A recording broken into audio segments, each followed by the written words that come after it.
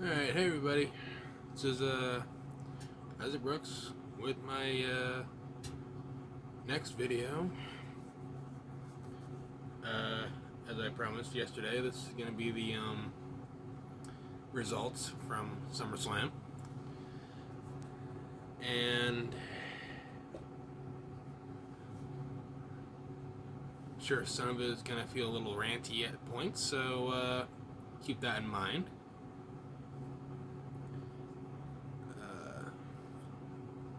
So yeah, let's hop right into it, shall we?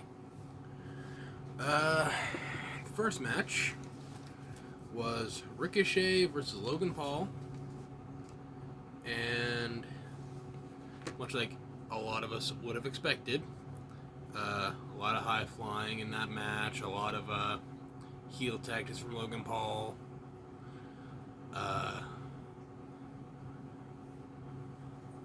Just a lot of back and forth between the two, along with Logan Paul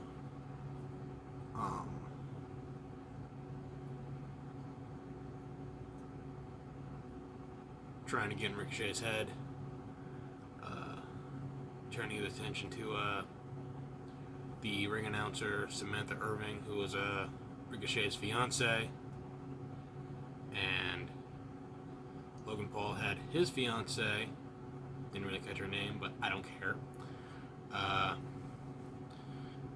So that led to Corey Graves, that absolute piece of trash commentator who couldn't get very far as a wrestler.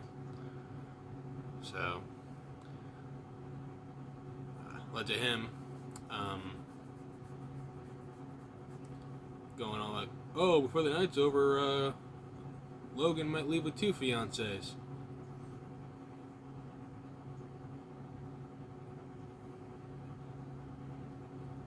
I'm sure that'd make a lot of people hate him even more, considering a lot of people can't even get one.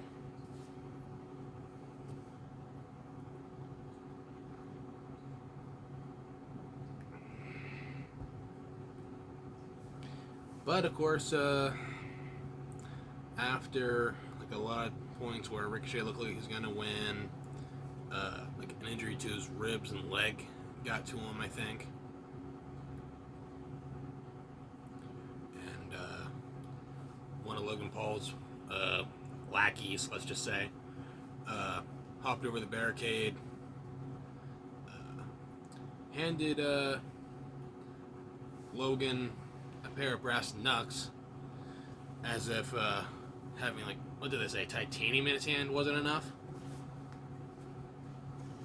Brass knucks, and I'm pretty sure on the same hand that had the titanium plates in there. So yeah, that would knock anybody out.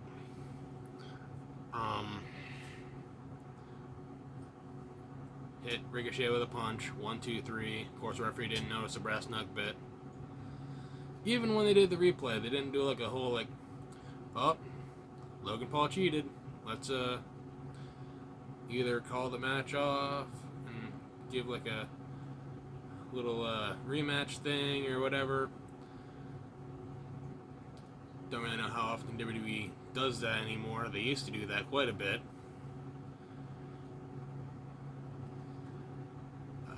Namely with I don't say cheating weapon tactics, but when a referee does a too fast of a count. Namely that time back in the Attitude Era where Chris Jericho seemingly won the World Heavyweight Championship, or WWF title at the time, whatever they want to call it,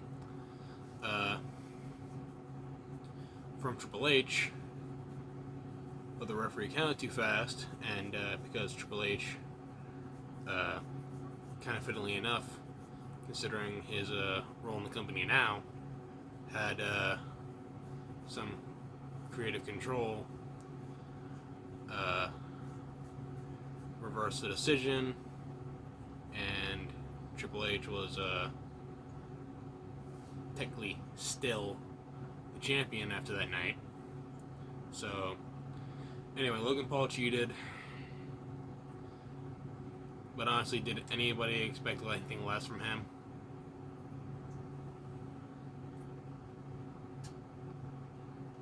Scamming and cheating his way through life. Anyway, on a different match, we got Cody Rhodes taking on Brock Lesnar for the third time. And oh boy. There were so many times where it seemed like Brock Lesnar was going to absolutely annihilate Cody. Pretty much nothing left of him by the end of it. But Cody just kept fighting. No matter how brave or how stupid that seemed. It was almost like, not to the same extent, obviously, because,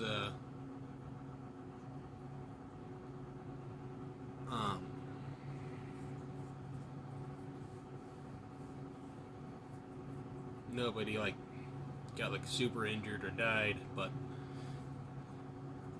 tonally, it almost kind of reminded me of Superman's battle with Doomsday, with Cody Rhodes being the lovable superhero like Superman, and Brock Lesnar being the destructive monster like Doomsday.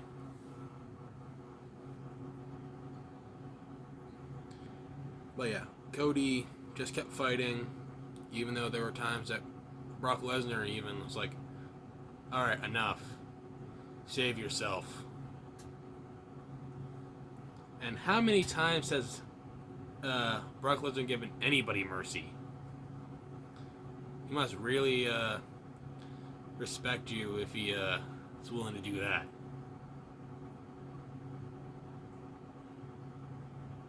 Because I think that's the first time I've ever seen Brock Lesnar give anybody mercy.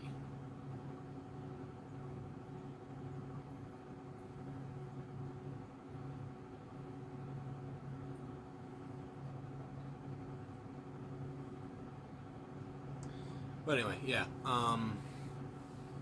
like multiple German suplexes. I think like even an F5 through the announce table at one point.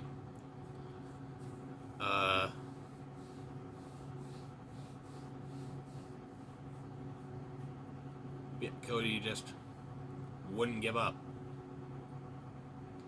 Started coming back with like a Cody cutter, one of those disaster kicks, some crossroads, and eventually defeated Brock Lesnar in a more decisive format than the first time. So after the match, Brock Lesnar looked like he was about to start a round 2, but without the gloves on. But he actually extended his hand and gave Cody a show of respect by shaking his hand, and then like a little, as my mom put it, like a big cat with a headbutt of respect. And Brock Lesnar kind of walked off into the sunset for now, leaving Cody Rhodes alone in the ring to celebrate his victory.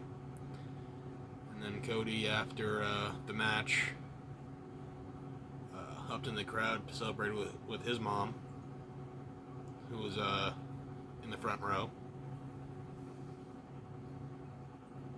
Very nice moment there.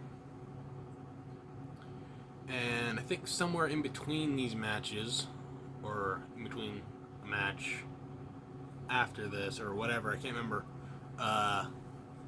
they showed Sheamus coming to the arena in a monster truck, which I think was a product placement for the show, because Mattel has a monster truck that looks very similar for their action figure line. So that was pretty neat.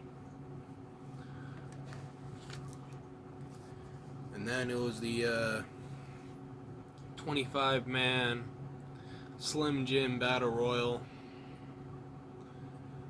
in which there was many superstars in the ring, obviously.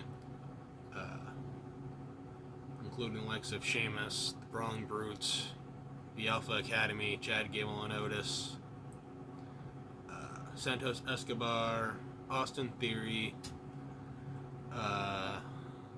AJ Styles, The Miz, Grayson Waller, LA Knight, Riddle, and so much more. And the surprise entrant for the match was the returning Omos. And a lot of people were like, oh boy, here comes the winner. But Omos had a strong showing. Eliminated like 3 to 4 people as a beginning statement. And it took just about everybody who was not eliminated at the time to eliminate Omos.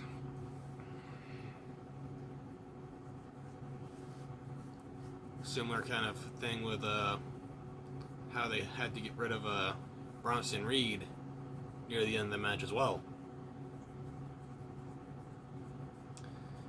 And I believe when it got down to the final 3, it was AJ Styles, Sheamus, and LA Knight. And to the surprise of, I would say nobody, but I'm sure there are a bunch of other people I'm sure there was people that were surprised, considering how little WWE likes to listen to the fans that often. They actually gave LA Knight the win. So, yeah.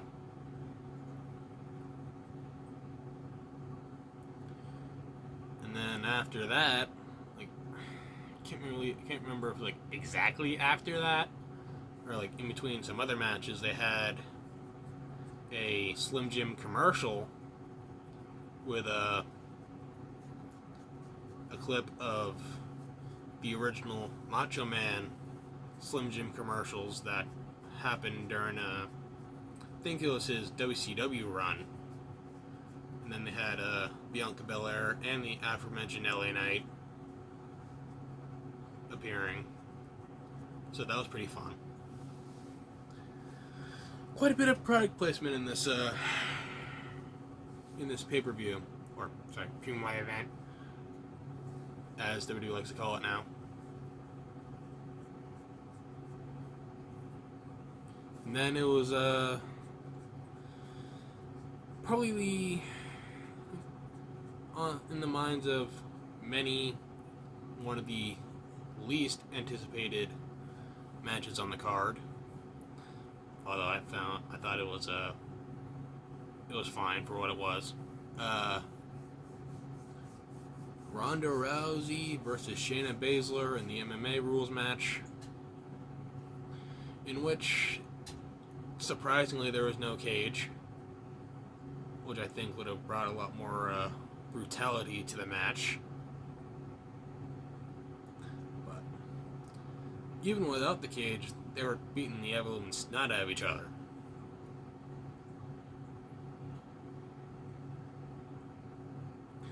But of course, with their years of experience training together and years of friendship, they had a pretty good showing, and I'm sure it got a lot of frustration that has been built up between the two for years now at this point out. So I guess that would be a good way to release any stress and anger. Just be like, hey, let's take our frustrations out on each other in this format, and just put on a good show while we're at it.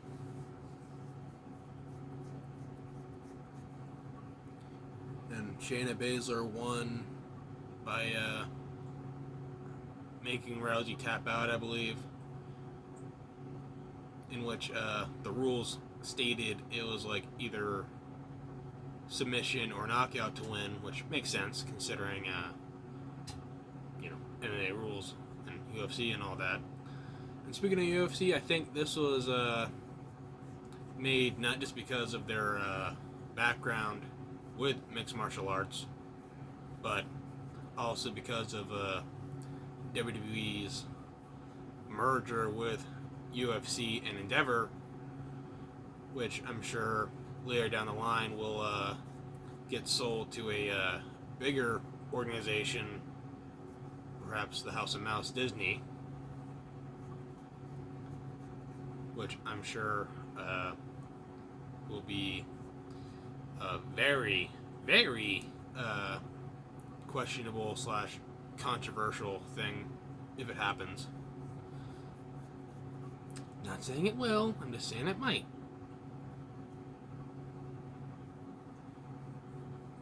Considering Disney pretty much likes to buy everything.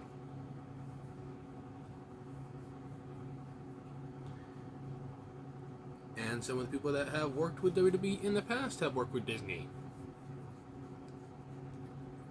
Namely Dwayne "The Rock" Johnson. Anyway, I'm getting sidetracked here. Then they revealed the attendance for the show, which was 59,194 people. That's a lot. Not as much as like a WrestleMania would hold, but it's still nothing to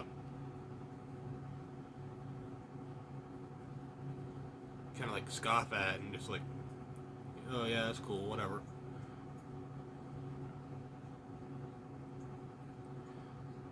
And then it was time for the one of 4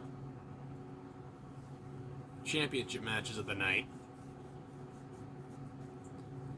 Gunther defending his Intercontinental Championship against Drew McIntyre. And these guys, as you would expect, put on quite the match. To take a line from Sheamus, it was a banger.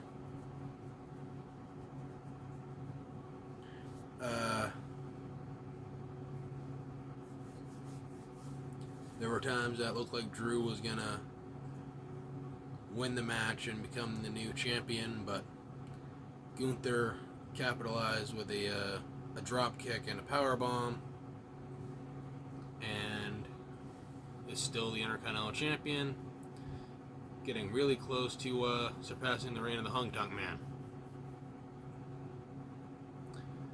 So, yeah, that happened.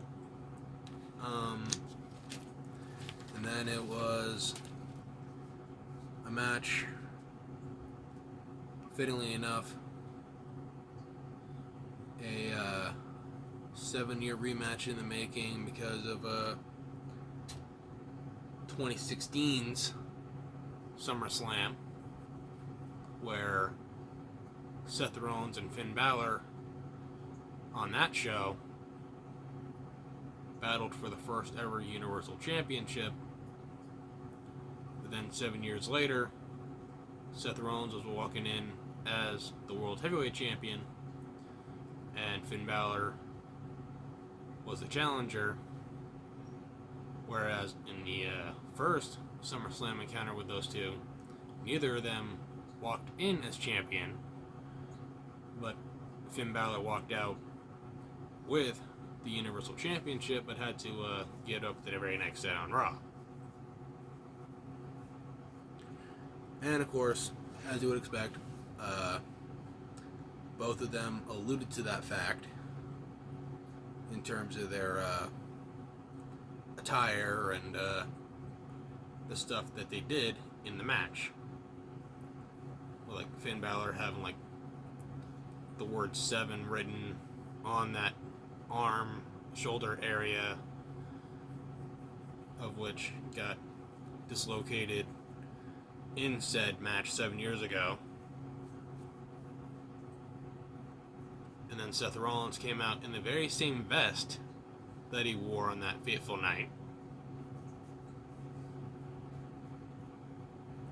So yeah, that was definitely interesting. And there's a moment near the middle of the match where Finn Balor did the same spot that injured him to Seth Rollins with the powerbomb to the barricade. And I'm sure somewhere Simon Miller was going like, ooh, because of the whole callback, but also like his whole thing with the injustice toward the barricade. Justice for Barry. And there was definitely a moment during the Jay and Roman match, which we'll get to later, where he probably had like a full-blown breakdown because of it. Like I said, we'll get to that later on.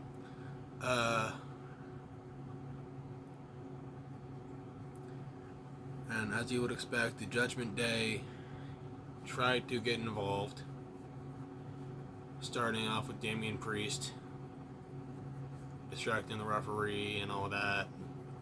Later on, Rhea and Dominic came down as well,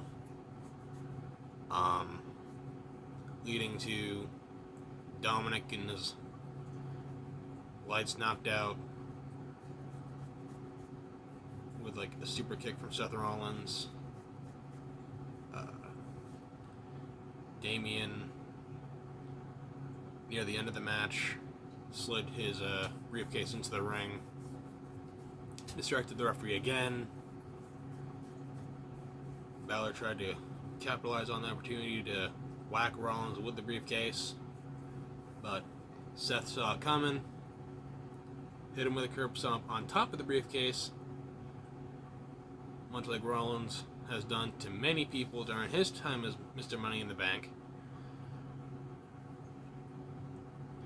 And got the 1, 2, 3 and is still the World Heavyweight Champion.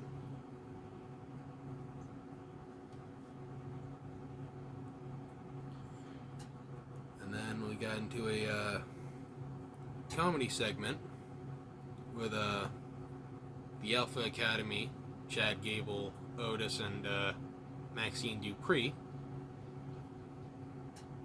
in which they were doing another kind of promotional bit, sort of for 2K23 and Mike's Hard Lemonade. With Chad Gable going like, I'm a Mike, you're a Mike. And then The Miz is like, no.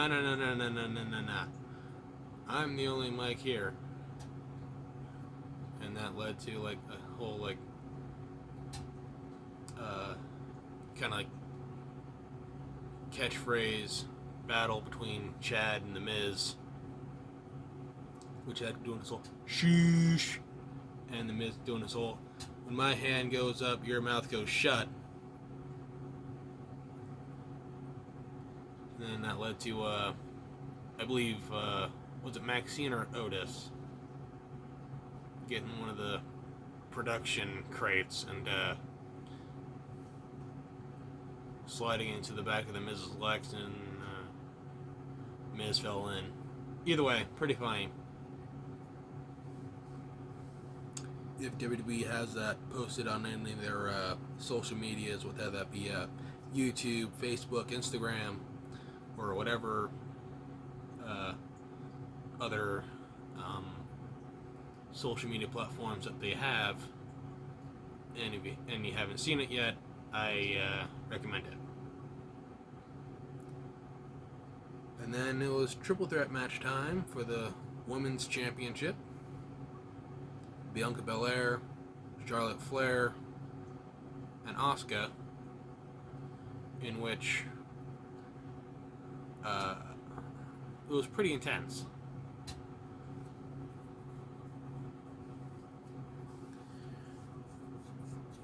Bodies thrown everywhere, knocked into the barricade, I think, maybe. people thrown into the announce table, steel steps. But the worst of it all, Charlotte launched Bianca over the ropes, and Belair hit her knee onto the steps, and got a legit injury. Don't know the exact details on all that, but well wishes out to Bianca Belair.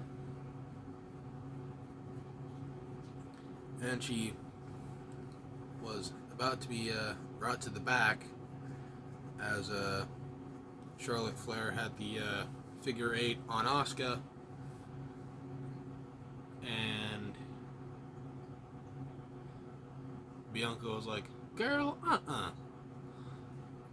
got up on the top rope, hit that 450 onto Charlotte, and I can't remember if that was the bit of the match that ended it,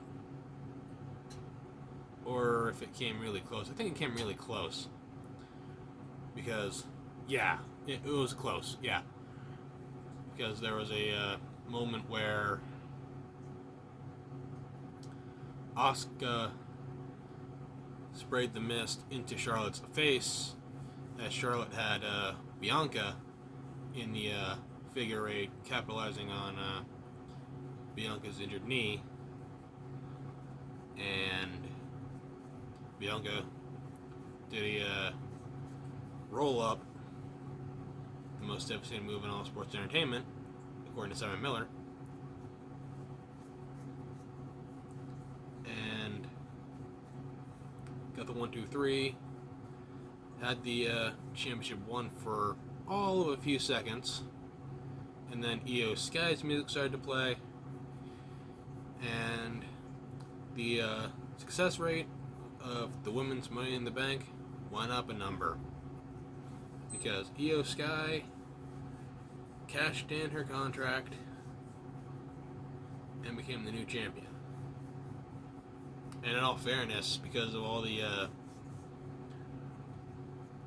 stuff circling around the men's Money in the Bank contract and the whole thing with the Judgment Day, I almost forgot that Io Sky would even potentially be a factor in this triple threat. Not to discredit any of the people involved or anything like that, but with everything else going on, it's hard to keep track of everything. So yeah, Io Sky became the new champion, and Dakota Kai came out,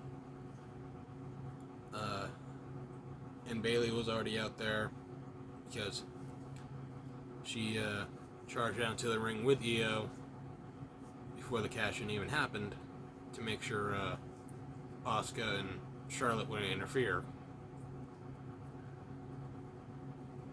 So yeah, pretty much 2 new women's champions in the same night, but only one reign will be focused on and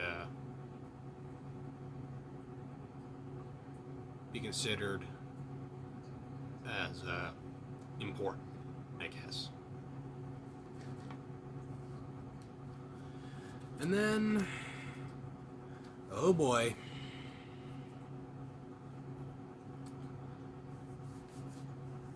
brutal main event with controversial finish.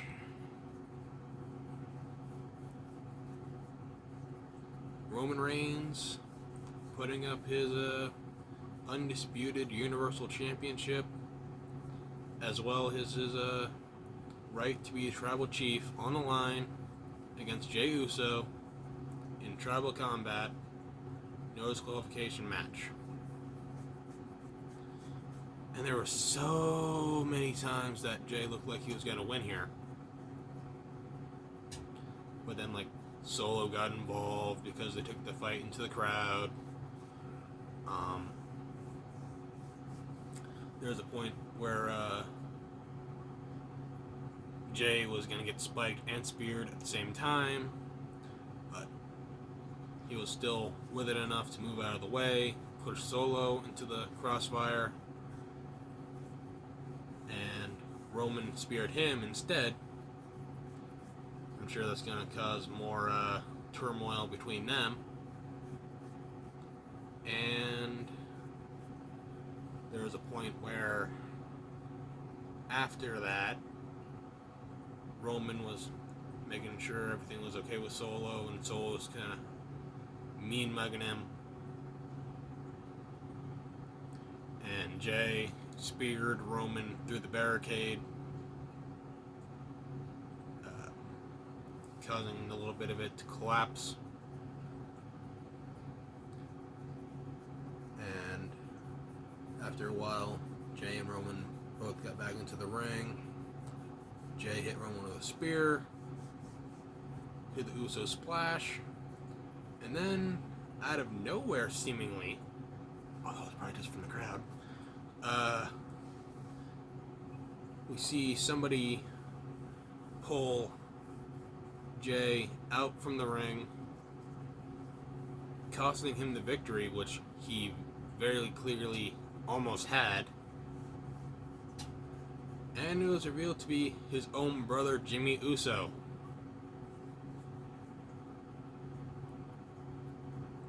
As if the guy didn't have enough problems.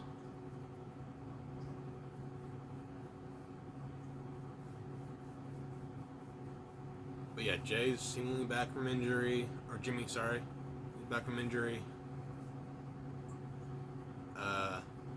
Cost Jay the match.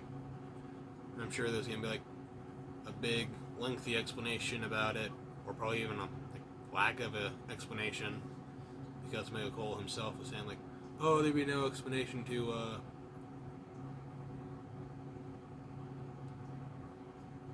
the situation, or blah blah blah blah blah. But it'll be intriguing to see how this goes. Even though at the same time I'm sick and tired of the story. But Roman speared Jay through a table that was already set up in the corner.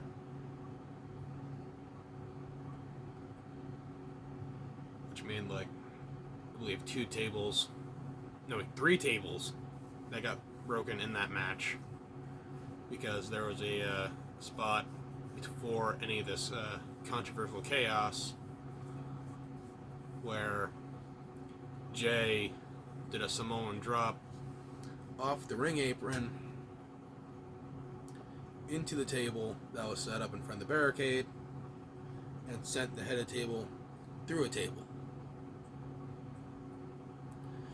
And then after that, after Solo got involved, Jay did the spot that Solo did to Jimmy by having Solo set up on the announce table and do a splash from the barricade. So yeah, Roman Reigns, by the skin of his teeth, got yet another controversial victory, and stays the Universal Undisputed Champion and the Tribal Chief.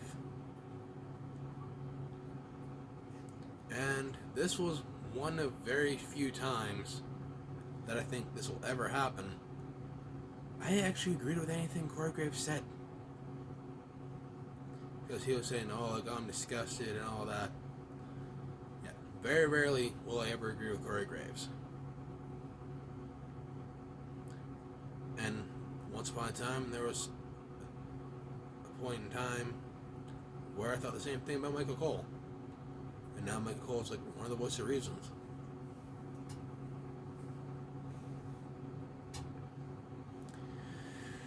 But anyway, that's pretty much it. Be interesting to see where everything goes with all this.